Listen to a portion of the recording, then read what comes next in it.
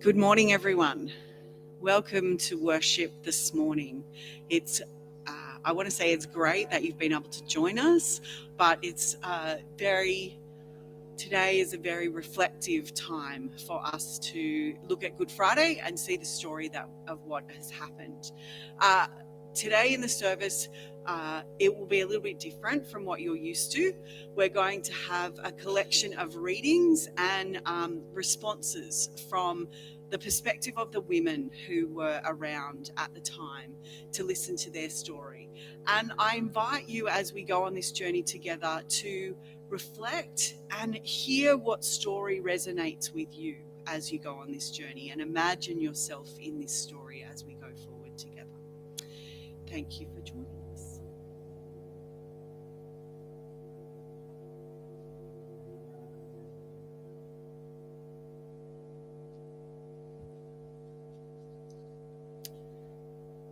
After Jesus had spoken these words, he went out with his disciples to the Kidron Valley, to a place where there was a garden, which he and his disciples entered.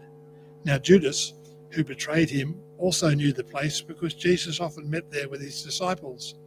So Judas brought a detachment of soldiers together with police from the chief priests and the Pharisees, and they came there with lanterns, torches, and weapons.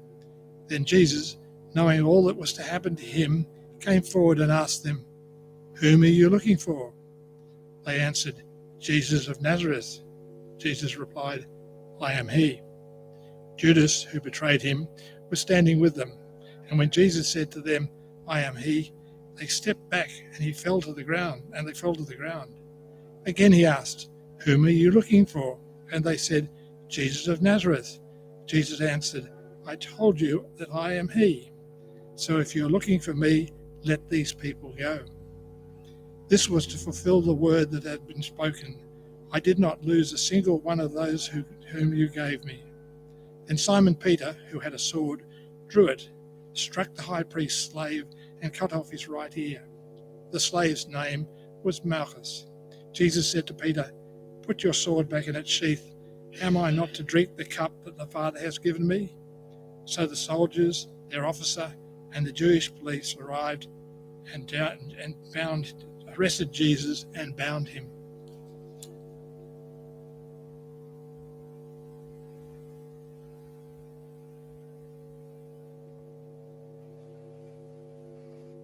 We were doing our duty, cleaning up after our meal. It was such a special night, sharing it here in Jerusalem. Everything was perfect, the food, the company. Despite this, Jesus seemed troubled. He kept telling us this would be his last meal with us. We laughed and joked about it, told him not to be ridiculous. He is God's chosen son. He is the Messiah. We had been traveling with him for months. From what we had seen, there was no way any power on earth could stop him. We were finally going to be free. After dinner, Jesus said that he wanted to go and pray. His restlessness and agitation had obviously got worse. He asked his closest to come with him to pray. It was late and everyone was tired and a bit happy from the wine. But we all love him, so they went. We had just settled into sleep when the disciples came crashing through the door. "Wake up! Jesus has been arrested!" They grabbed their stuff and ran. We got out of them that Judas had gone to the high priest Caiaphas and sold Jesus out. A couple of us got dressed and ran to Caiaphas's house. As we approached, we slowed down and stood on the street outside.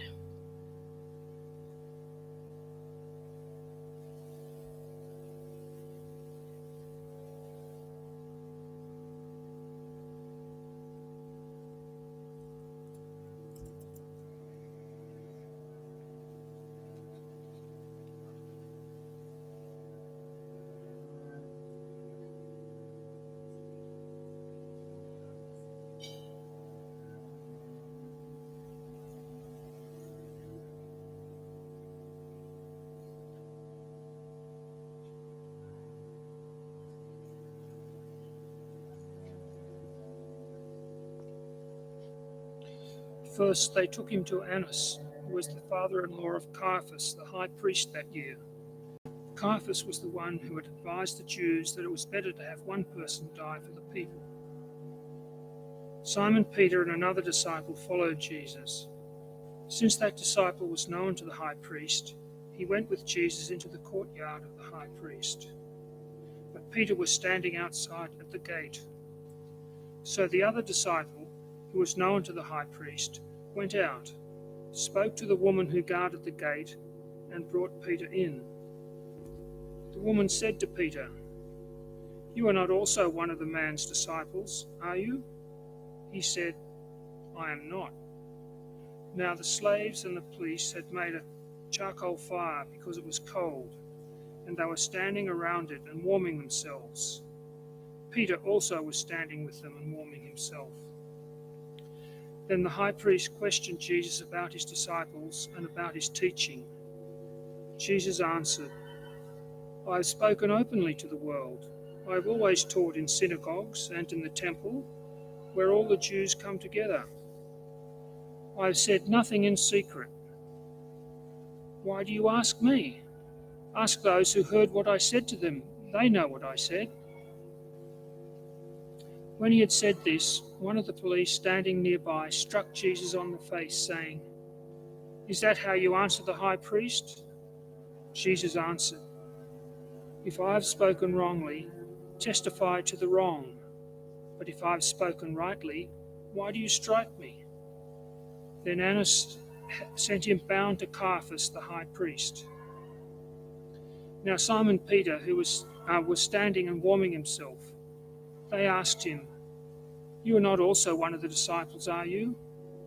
He denied it and said, "I am not."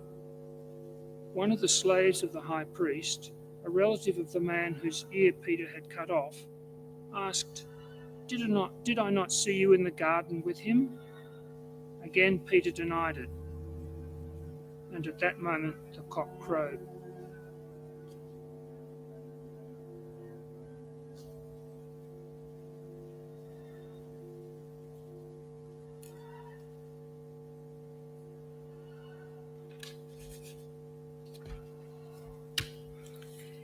In my job, you need to know who. You can't just let anyone into the high priest's house, especially when there's so much tension in the air. You get used to checking people out. Even before that Friday night, there had been a lot of tension. The chief priests and the elders had been around the place for days. They'd been talking about a particularly troublesome teacher, Jesus of Nazareth, and the crowd who followed him. Rumour among the servants had it that they were plotting the death of this Galilean upstart. He'd been a thorn in their sides for months. Just a week before, he had become quite confrontational. First, he rode into the city in what seemed like some sort of triumphal procession. Crowds of adoring followers came with him. We could hear them singing and chanting right here in Caiaphas' house. They sent a couple of us maidservants out to find out what was happening. It almost looked like a royal procession, but the man was riding on a donkey. Outside the temple, the Jesus fellow got off his donkey, he marched into the temple courtyard and sent the tables of the money changers flying. He let some of the sacrificial animals out of their pens. In the middle of it all, he stopped. Standing tall and looking fiercely around at the crowd, the chaos he caused, he shouted, "You've made a holy place, my Father's house, into a hiding place for thieves." Who is this man? Everyone else was asking the same question. There were all sorts of rumours about him, that he wanted to be king of the Jews, even that he claimed to be the Messiah. We were asking that question too. After all, if there was going to be a new king of the Jews, our boss Caiaphas needed to know about that. When we got back to give our report, we found the house already in confusion. The Annas Caiaphas family were furious. They already had enough problems with holding on to their power under Roman rule. They couldn't afford to ignore this Galilean and his growing crowd of followers any longer. There was more plotting in corners. In the middle of that night, there was a lot of scuffling, and some ruffians brought the man Jesus into Caiaphas' house. We were very curious to see what he looked like at close quarters. Even in shackles, he didn't look much like a criminal, but they told us to be very careful who was let into the courtyard. We let John in. It's true that he was from Galilee, but I knew he'd been a friend of the high priest's family for years. I wouldn't be in trouble for letting him in. But who was this big man with him? I wasn't so sure about him, and I didn't know who he was. There was something unsettling and smouldering about him. I had the feeling that I'd seen him somewhere before. He was obviously a friend of John, so I let him in, but I kept an eye on him. He seemed quite confident. He strode in straight to the fire in the middle of the courtyard to warm his big hands. Big workman's hands they were, strong like the rest of him.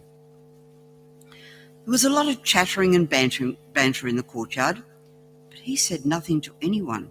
Who was he? I watched him like a hawk. And then I remembered where I'd seen him before. He'd been with the Galilean in the big procession, walking close behind the donkey. After a while, I couldn't contain myself any longer. I pointed my thumb over the back of my shoulder to where the prisoner was holed up with the chief priests. And I asked him straight out, "You were with Jesus the Galilean, weren't you?" Pardon me. Suddenly, everyone was listening, waiting for his answer. He looked around at them all and then down at me. "I don't know what you're talking about, woman." None of the men took much notice. Most of them were only too willing to think that a woman doesn't know what she's talking about. And they turned their attention back to their own business. But I kept watching the Galilean because I was sure that's what he was. He moved away from the fire to the porchway where he thought he could hide in the shadows, but he still kept his mouth shut. And then the other maidservant recognized him. She was more confident than I had been and spoke out to everyone. This man was with Jesus of Nazareth. The big man shook his head. "I don't know the man," he said. Now we had heard him speak twice, and everyone was curious. Other people were looking at him and muttering under their breath. After a few minutes, one of them walked over to Peter and confronted him. "Certainly, you are also one of them. I know this by the way you speak." "Well, certainly not in the high priest's courtyard, nor anywhere else have I ever heard anything like the bad language that Galilean came out with in response. He shouted and went red in the face." By this time, of course, we could all hear that he certainly was a Galilean. He seemed to think that swearing would make a point. While we were sniggering at the Galilean, they hustled the so-called king of the Jews out through the courtyard again. He'd probably heard the last few curses and denials. You should have seen the look that passed between them. They certainly did know one another, and they both knew a lot more about each other than they had a few minutes before. In those few moments, I knew a lot more too. It was obvious to me that the big man who left quickly, now holding back tears and looking somehow much smaller, had known Jesus, or thought he had. Despite all the swaggering and shouting, he was like a hunted rabbit, not knowing which way to run. Jesus' arrest had scared the life out of him. He had just betrayed a good friend, and he knew it. And I knew one more thing. I would do anything to find a friend who would look at me with such understanding when I'd let him down.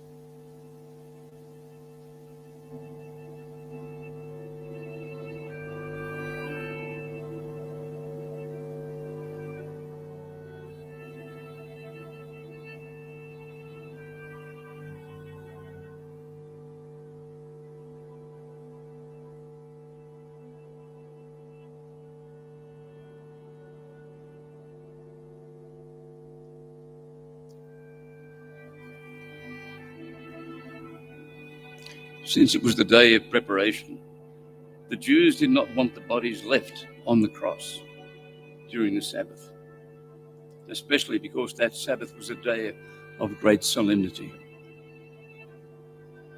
So they asked Pilate to have the legs of the crucified men broken and the bodies removed. Then the soldiers came and broke the legs of the first and of the other who had been crucified with him. But when they came to Jesus and saw that he was already dead, they did not break his legs. Instead, one of the soldiers pierced his side with a spear, and at once blood and water came out. He who saw this testified, so that you also may believe. His testimony is true, and he knows that he tells the truth. These things occurred so that the scripture might be fulfilled. None of his bones shall be broken. And again, another passage of scripture says, they will look on the one whom they have pierced. After these things, Joseph of Arimathea, who was a disciple of Jesus, though a secret one, because of his fear of the Jews, asked Pilate to let him take away the body of Jesus. Pilate gave him permission. So he came and removed the body. Nicodemus, who had at first come to Jesus by night, also came, bringing a mixture of myrrh and aloes, weighing about 100 pounds. They took the body of Jesus and wrapped it with the spices in linen cloth, according to the burial custom of the Jews. Now there was a garden in the place where he was crucified, and the garden was a new tomb in which no one had ever been laid. And so, because it was the Jewish day of preparation and the tomb was nearby, they laid Jesus there.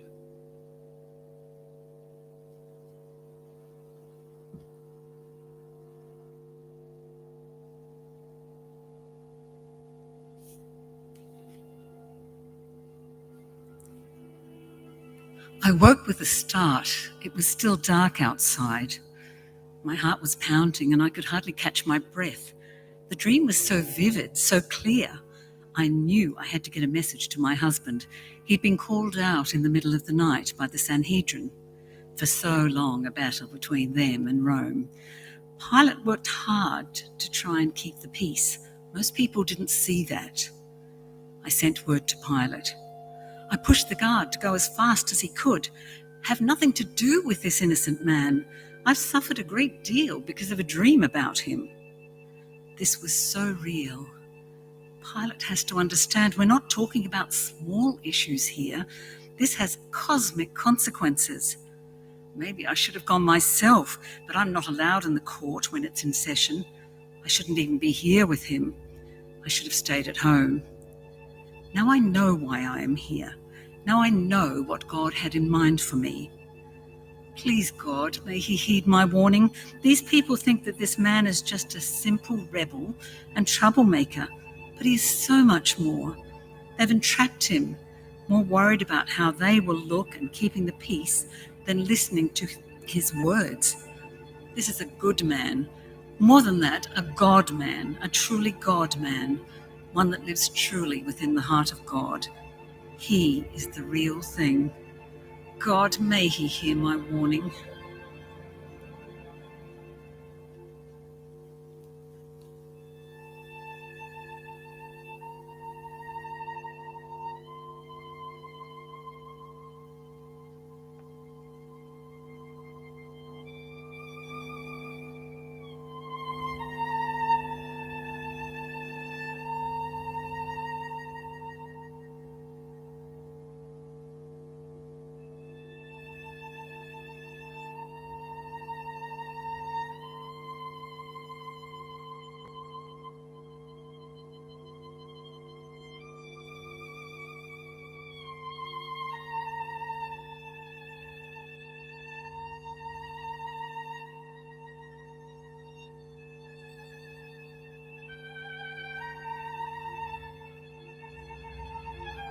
So they took Jesus, and carrying the cross by himself, he went out to what is called the place of the skull, which in Hebrew is called Golgotha.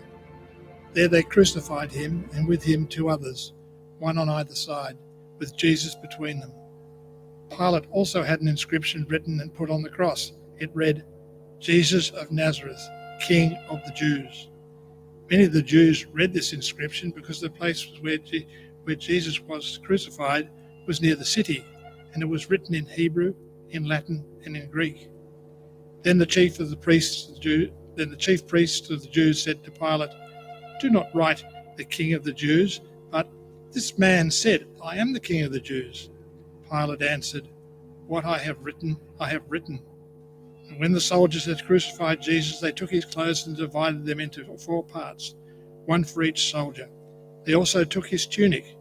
Now the tunic was seamless and woven in one piece from the top. So they said to one another, "Let's not tear it apart, but cast lots to see who will get it."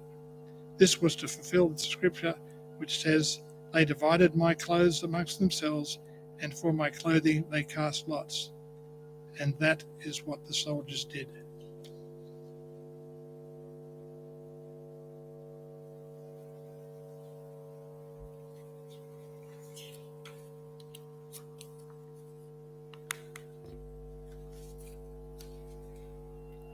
All night there was yelling and passing backwards and forwards of Jesus.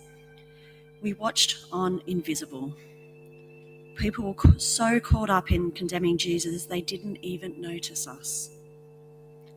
More spectators to the trauma unfolded before us, unable to do anything, unable to say anything. We stood frozen in our place. It was like the world went into slow motion, but we could do nothing. Bystanders to this great catastrophe. If only I could stand before the court. If only I could speak on behalf, tell the wonders of what I've seen, how God has worked through this man, healed so many, healed me, seen me, loved me. He truly is the Prince of Peace. Not just the kind of peace that you get sitting in the garden for a moment on a beautiful day, but the kind of peace that lasts forever, that gets you through the darkest of moments. Oh God, why did you make me who I am? Why could I have not been a man? I would speak on his behalf. Would it matter? Would they listen? Their mind has been made up. It doesn't matter now. They have decided that this is his end. Why did we have to come here? We were safe. God was moving in amazing ways. Why does it have to end now? Maybe he has one miracle left. God, save him.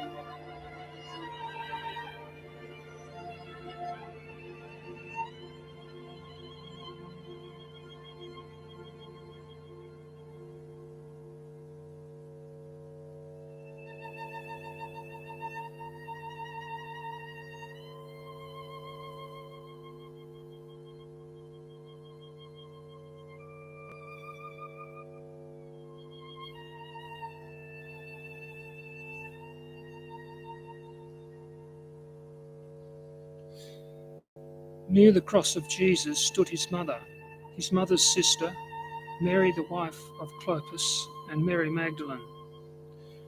When Jesus saw his mother there, and the disciple whom he loved standing nearby, he said to her, "Woman, here is your son." And to the disciple, "Here is your mother." From that time on, this disciple took her into his home. Later, knowing that everything had now been finished, and so that the scripture would be fulfilled, Jesus said, "I am thirsty." A jar of wine vinegar was there, so they soaked a sponge in it and put the sponge on a stalk of the hyssop plant and lifted it to Jesus' lips. When he had received the drink, Jesus said, "It is finished." With that, he bowed his head and gave up his spirit.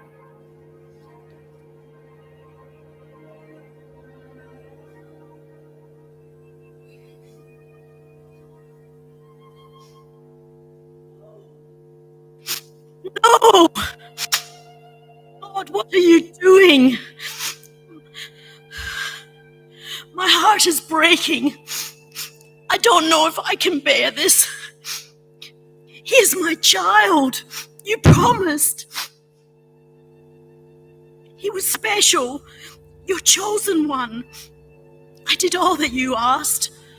I faithfully served you, God, unquestioningly. I saw the signs. I trusted your words. I believed your angels. For what? This? Take me, God. I cannot bear this a moment longer.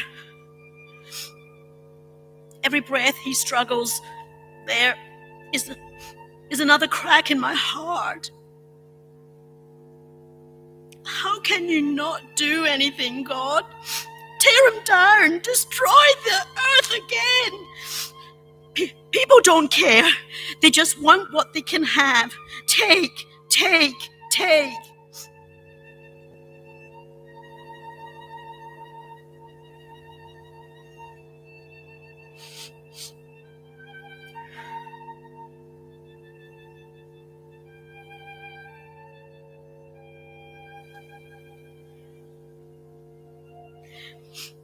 There he is, my boy, hung there in agony, and he's still looking out for others. They do not know what they do. They know exactly what they do. The issue is they don't know who he is. They will do whatever they can to stay in power, to keep control. But I suppose we are all like that.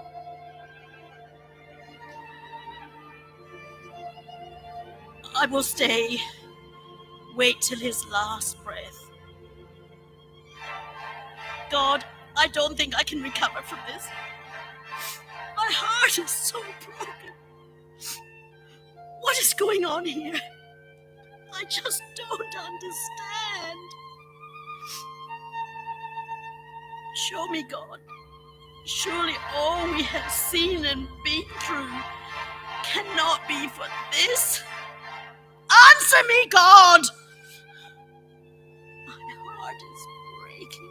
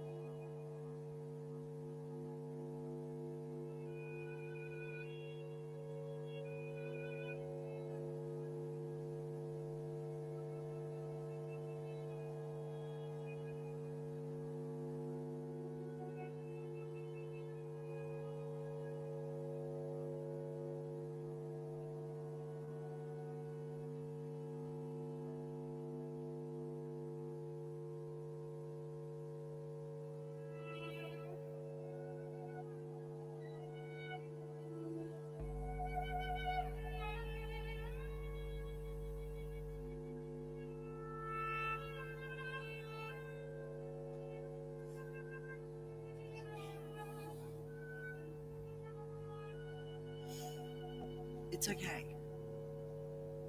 You can go now. Go rest. I will stay here and keep watch. I've got you, sister.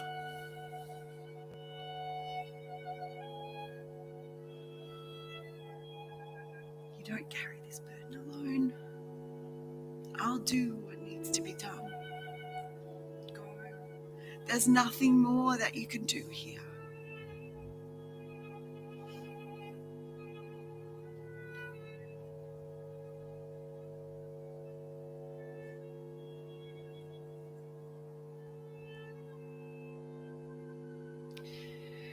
The overwhelming smell of death greets me here.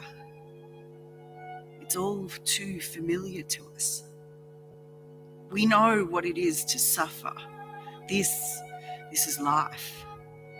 We had such high hopes. But this is what happens in this place.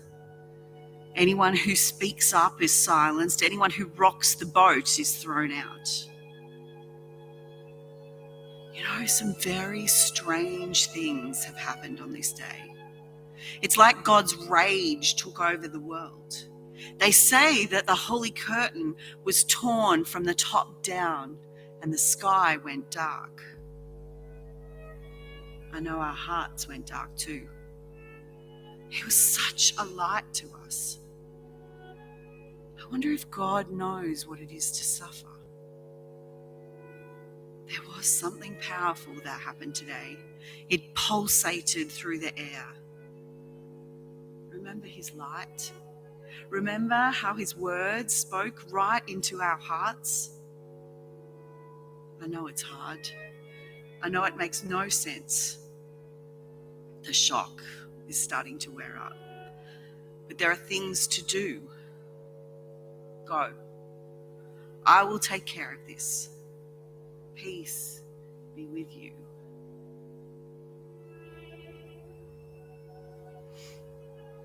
It will take time, but may God's peace find you in your darkness and struggle, in your failings and your weaknesses, in your unseenness and your fear, in your silenced voice, in your anger and rage, in your broken heart.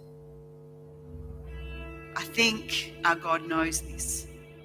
I think God has felt this in his very bones. I do not understand. But one day, this darkness may be a gift to us. May undeserving, gracious peace find you.